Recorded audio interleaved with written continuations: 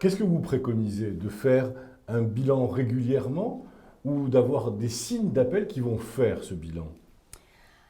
Alors, d'abord, je ne suis pas la seule à préconiser. Il y a des grands groupes médicaux internationaux qui préconisent certaines choses. Donc, je vais essayer de vous faire un petit résumé Mais de vous ces en faites choses-là. parfaitement bien la synthèse.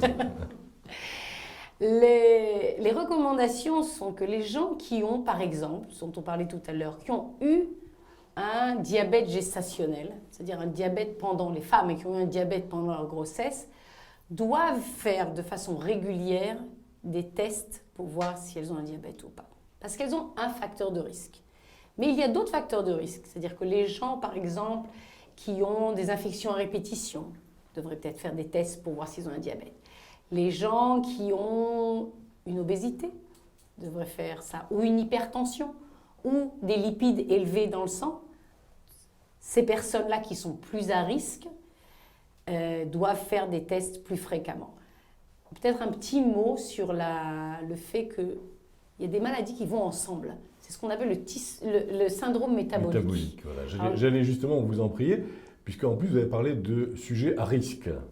Donc ça veut dire que là, nous avons un certain nombre de clignotants qui s'allument et c'est ceux-là qui vont attirer l'attention du médecin. Tout à fait. Alors, les clignotants peuvent être très, très divers. C'est-à-dire, je vais vous donner un exemple dont on n'a pas parlé encore, c'est le tabagisme. Le tabagisme, on pense toujours que les gens qui fument sont maigres. C'est vrai la plupart du temps parce que ça a un effet sur l'appétit. Mais malheureusement, le tabac, quand il est pris en quantité ou de façon régulière, empêche l'insuline de bien fonctionner. Donc par exemple, les gens qui fument ont un risque plus élevé d'avoir un diabète que des gens qui ne fument pas. Il y a aussi les gens qui ont ce qu'on appelle, ce dont vous parliez tout à l'heure, le syndrome métabolique, c'est-à-dire qu'ils peuvent avoir ou une hypertension ou une obésité, surtout une obésité qui est abdominale.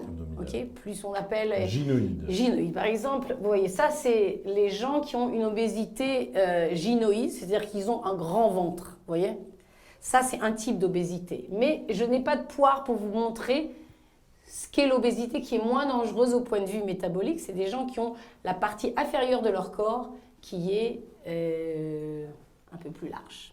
L'obésité androïde. Androïde, tout à fait.